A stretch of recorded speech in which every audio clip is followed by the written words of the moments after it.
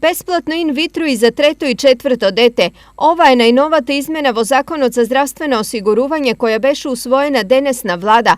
Promocijata na novata merka počne od štip. Su izmena na Zakonot za zdravstveno osiguruvanje, koje što vеќе помина на влада, се дава право за обид за трето и за четврто дете за инвитро до 3 обиди.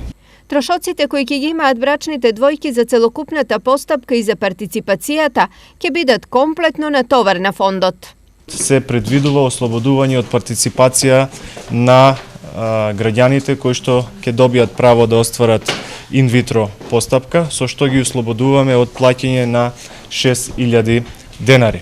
Од Фондот за здравство информираат дека од април наваму 50% од барањата се поднесени по пат на електронска апликација, со што биле надминати и сите грешки кои досега ги правеа осигурениците и матичните гинеколози.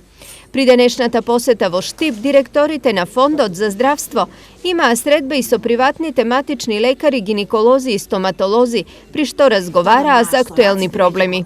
Проблемите, нормално, бидејќи нели здравството секаде има проблеми, проблемите се од аспект некои приватни здравствени установи имаат повише пациенти, некои имаат помалку.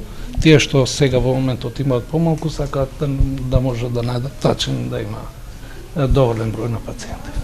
Ваквата состојба од фондот ја амортизираат со стимулации кои ги добиваат новоотворените ординации во период од 6 месеци.